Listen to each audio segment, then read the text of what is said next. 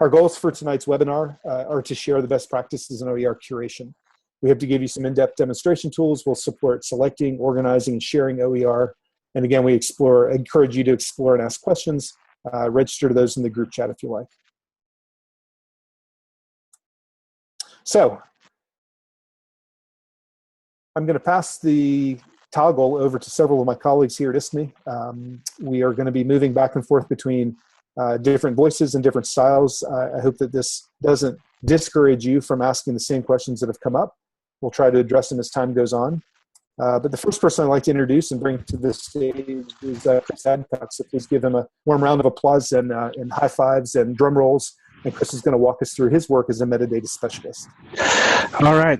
Thank you, Andy, and thank you to all in attendance at this meeting. It's really great to see this much interest.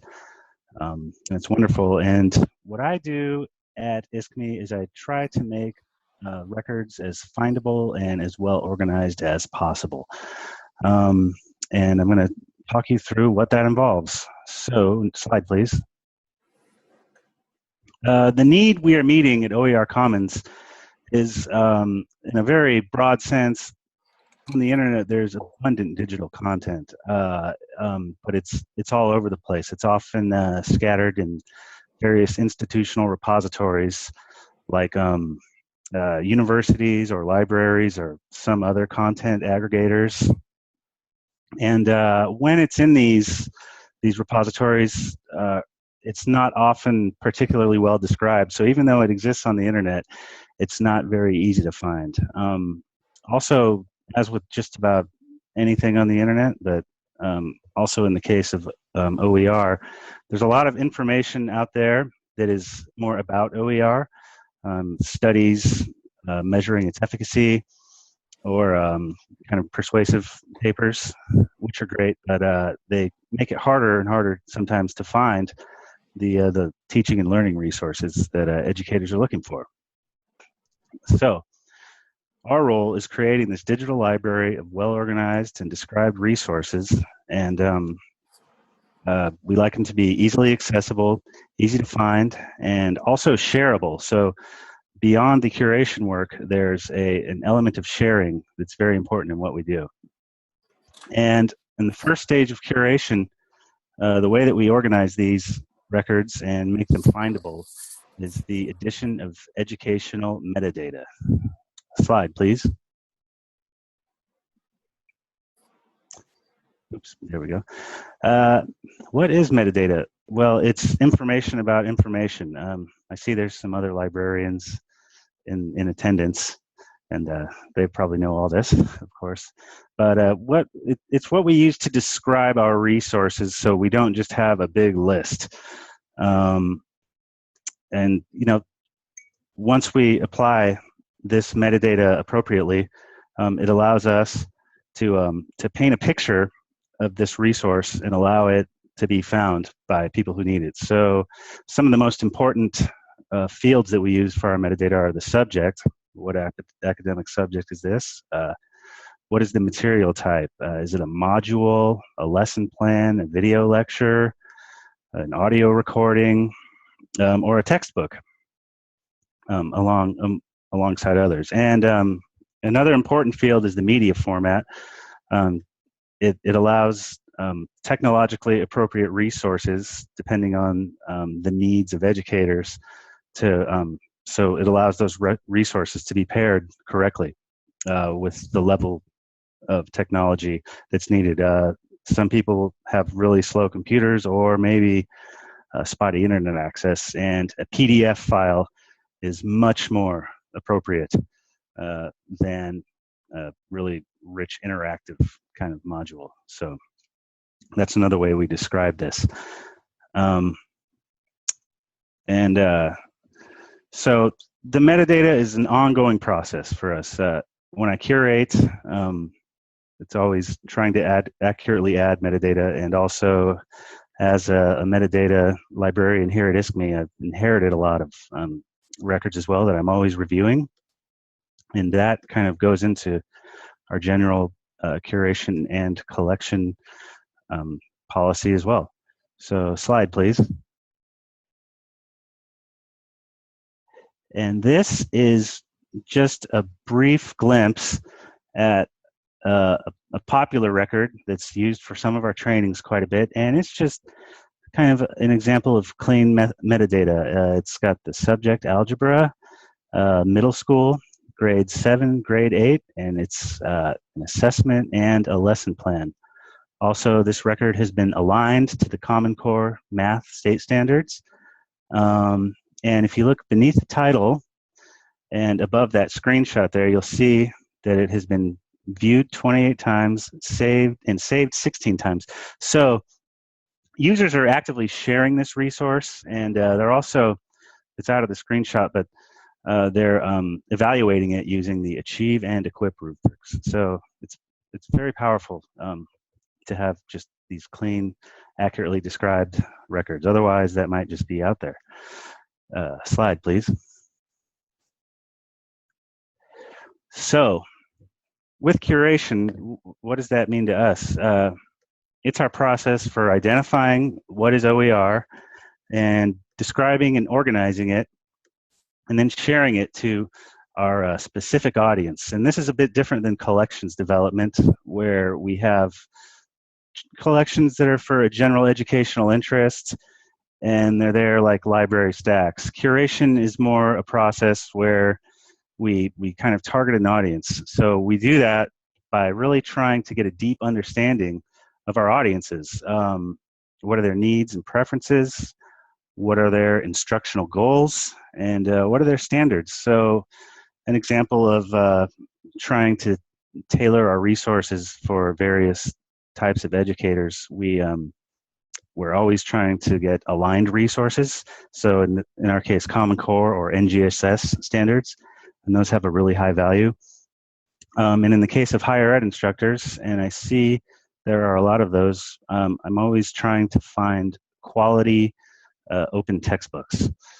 And we actually recently finished our open textbook hub, which Michelle will be sharing, and that's just a great thing. I think everyone's going to really love it. And yeah, so as far as standards go for textbooks, I'm looking for texts that are written by expert level, probably PhDs within their academic discipline. Slide, please. So next is our selection of resources. And I've kind of learned this the hard way, that the most important step, and the one that always needs to come first, is checking the licensing of the resource. Are we allowed to put it on our site and have it viewable through our frame, and allow everyone to share it and or remix it as permissions allow? In the ideal situation, these materials come with a Creative Commons license. It's a great set of kind of prefabricated permissions that allow the creators of material to choose how they would like to share their material. They can make it remixable or not, shareable, but only with non-commercial entities, and ask for attribution, or they can just put it out there completely open. It's called the some rights reserved movements rather than all rights reserved. In addition to Creative Commons or similar licenses, there's other situations that allow us to use resources. Some people have custom permissions,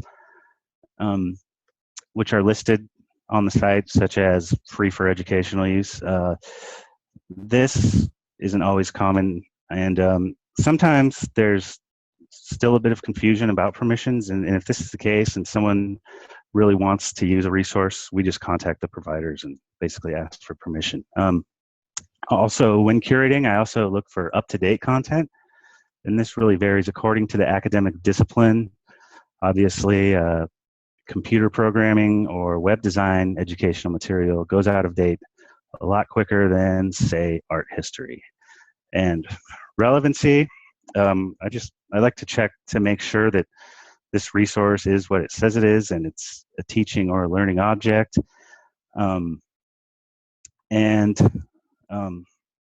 Excuse me.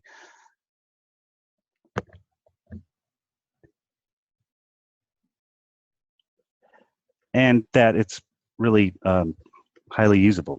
Slide, please. And here's a bit of an overview of how we curate and the collaborative nature of that. Some of the ways that we find new OER materials are internal. So we're constantly monitoring trusted providers of OER, such as Engage New York to the New York State Department of Education is great. They have a lot of Common Core aligned modules. Or on the textbook side, BC Campus has wonderful textbooks for higher education. We're always tracking educational trends, such as key shifts and alignments, or STEM or interdisciplinary approaches. We also do kind of a constant collection review, which is we go through our collections to make sure that the metadata is accurate and that we aren't missing any new records that might be up there. And that's kind of like painting a large bridge. When you're done with one side, or when you're done with the whole thing, it's started to get too old, so you have to start over again. And another thing that's great is we collaborate with other librarians who host open educational resources, and we download their records with their metadata, and then we map that to ours. So it's just a new way to share existing resources. And my favorite kind of curation is very collaborative. It's through a user recommendation. Someone either sends an email through the help desk and says, would you like to put this on your site? And we begin a conversation. Or slide, please. They submit a resource through our user submitted resources page. And this is how we allow users to recommend material to us. And so this sometimes users will submit a single resource, and all of a sudden the world has opened to a whole new series of collections, or just on its own, it's a great resource. So we definitely encourage participation. Slide, please. And so once these resources are all up and running on OER Commons, they're not just sitting there in a static form. We like to disseminate them, of course, through social media and newsletters, and we have ISKME trainers who are always pretty frequently giving trainings on how to use OER Commons best. And then we empower users to share these through groups.